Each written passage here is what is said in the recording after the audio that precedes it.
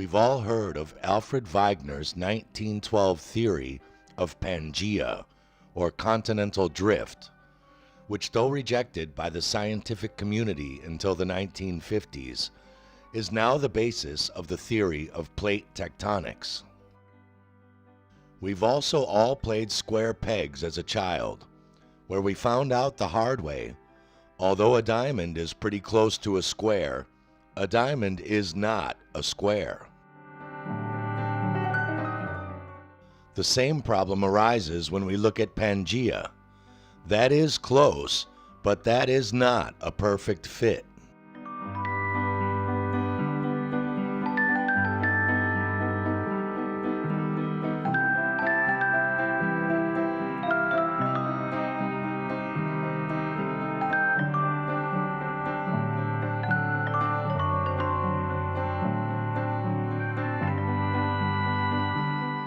But when we start to look under the Atlantis, or Atlantic Ocean, at the shapes of the Challenger Ridge, Connecting Ridge, and Dolphin Ridge, a remarkable thing happens.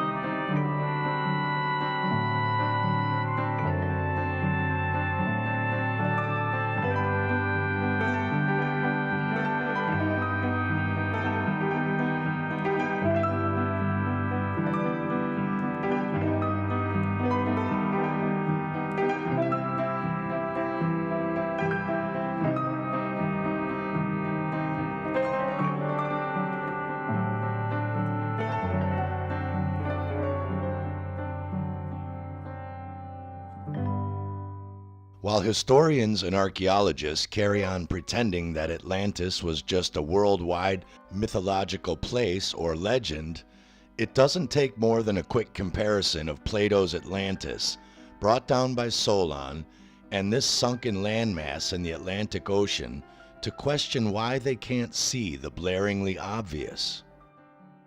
In Solon's account of the Atlantic island, it was first settled by a godlike man named Poseidon. We call him the god of the sea, but never question why he is always depicted holding a trident or a farming pitchfork, or why he's riding horses instead of dolphins. Solon claimed that a great nation power came forth out of the Atlantic Ocean, and that back in those days, the Atlantic was still navigable by ship, hinting that in his time it was not, and that there was an island situated in front of the straits called the Pillars of Heracles, which we now call the Straits of Gibraltar. This island was larger than Libya and Asia put together. It was the way to other islands, and from the islands you might pass through the whole of the opposite continent which surrounded the true ocean, claiming the Mediterranean Sea within the Strait of Heracles is only a harbor, having a narrow entrance, but the other is a real sea, and the surrounding land may be most truly called a continent, showing Solon had knowledge of the Americas on the other side of the Atlantic already in 630 BC. Solon claimed the Atlantean Empire not only ruled its own island continent, but also as far as Libya, Europe, Egypt, and Tyrrhenia, which is central Italy. Pretty specific geography for a myth. And on the side toward the sea, and in the center of the whole island, there was a plain which is said to have been the fairest of all plains, very fertile, just as we see sunken beneath the ocean today. Solon described the plain. It was rectangular, and for the most part straight and oblong, and what it wanted of the straight line followed the line of the circular ditch.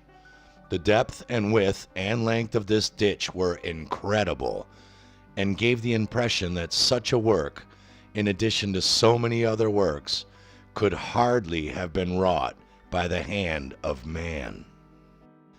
It received the streams which came down from the mountains from above, meaning from the north, and straight canals were cut into the plain, and by them they brought down the wood from the mountains to the city.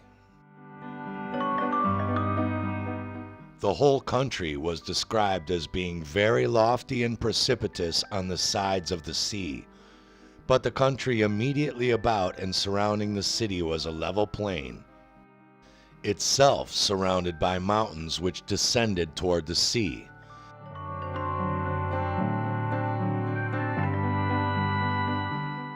Atlantis is smooth and even, but of an oblong shape, and the whole region of the island to the south is sheltered from the northern mountains.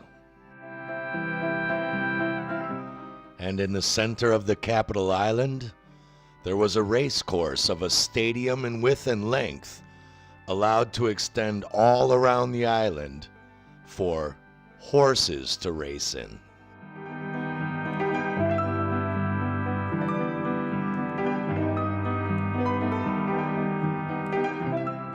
But afterward, there occurred violent earthquakes and floods, and in a single day and night of rain, all your warlike men in a body sunk into the earth, and the island of Atlantis in a like manner disappeared and was sunk beneath the sea.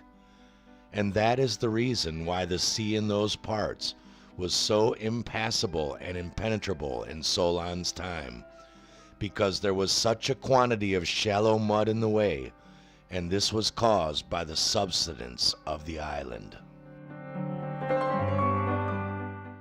Back in 2011, researchers believe they found the lost city of Atlantis in the mud flats of Alicante, southern Spain.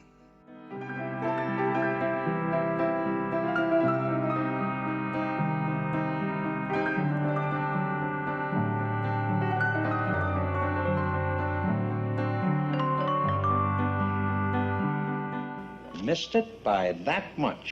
A dozen PhDs and $2 million in research grants between you, and not one of you morons bothered to read the source of the legend or read Donnelly's Atlantis? No, by all means, let us do it for you, for free. The truth is, by the 1880s, deep-sea sonar had already been taken of the Atlantis ocean floor by the U.S. Dolphin, German Gazelle, and British Hydra, Porcupine, and Challenger, resulting in the revelation of a great elevation reaching from a point on the coast of the British Islands southwardly to the coast of South America at Cape Orange, and then east to Africa. Just as Solon said, due west of the Straits of Gibraltar or Heracles, we find the last remnants of Atlantis today, the Azores Islands, which are the very tops of the sunken northern Atlantis Mountains described by Solon on what is known now as Dolphin Ridge, aka Atlantis.